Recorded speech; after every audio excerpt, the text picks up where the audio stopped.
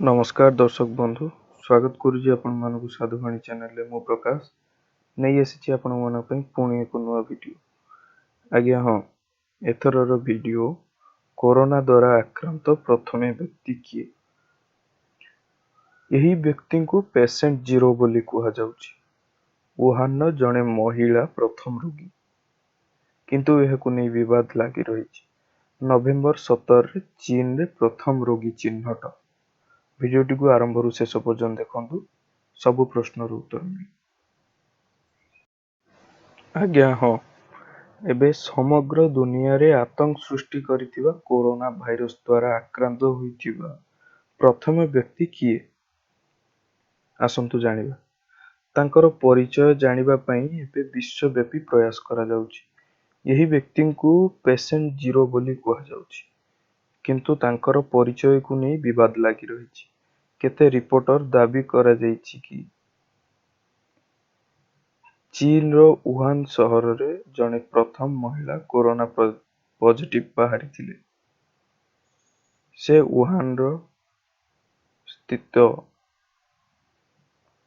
Wuhan स्थित प्रसिद्ध sea food market रे चिंगुड़ी बिक्री करुथिले। एही बजार ठारू 500 मीटर दूर रे तांकर घर अवस्थित। डिसेंबर 11 तारिख रे तांकर देह रे फ्लू रो लक्षण देखादेला।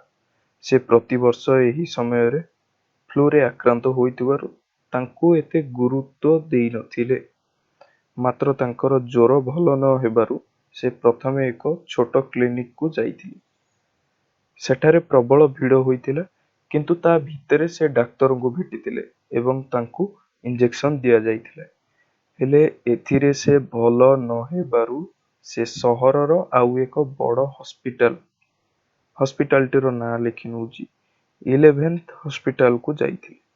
सेठारे तांकु केतक बटिका खाइबा को दिया जाइथिला, किंतु सेथिरे तांको देहर अवस्था न सुधुरिबारु से पुणी थरे सेई छोटिया क्लिनिक को जाइथिले। शेषरे डिसेंबर 16 रे से वुहान रु आउ एक ख्यातिनामा हॉस्पिटल भाबे विवेचित वुहान यूनियन हॉस्पिटल को जाइथिले। सेठारे तांकर हॉस्पिटल ले एडमिशन नेइछंती बोली डाक्टर माने तांकु कहिथिले।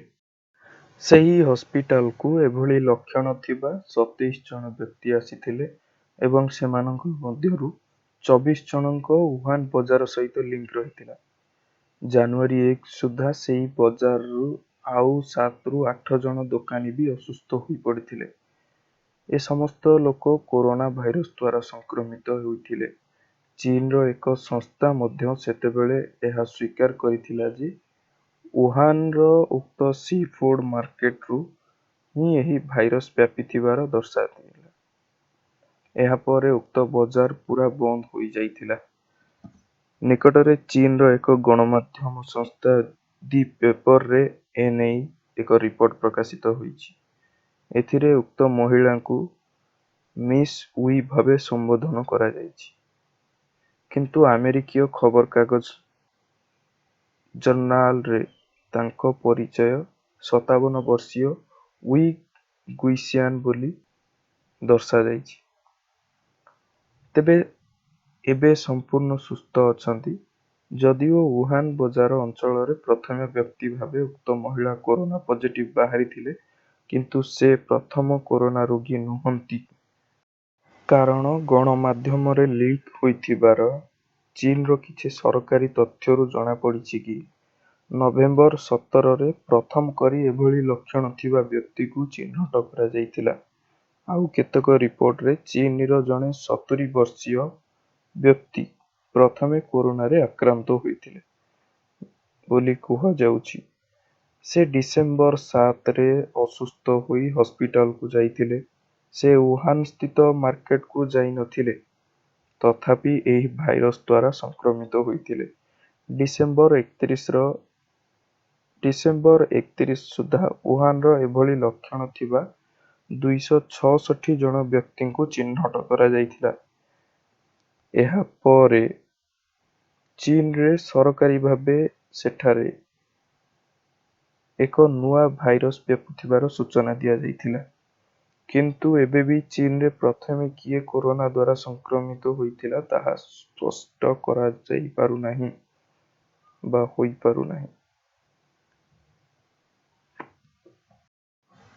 କହି ରଖିବି ଆଜ୍ଞା, ଆମେମାନେ ଏଇ ଯୋଉ ରୋଗରେ ପୀଡ଼ିତ ହଉଛନ୍ତି ଯୋଉ ପୀଡ଼ିତ ମାନେ ସେମାନଙ୍କୁ ଘୃଣା କରିବା ନାହିଁ, ତାଙ୍କୁ ସଚେତନ କରେଇବା ଏବଂ ତାଙ୍କୁ ସାହାଯ୍ୟ କରିବା।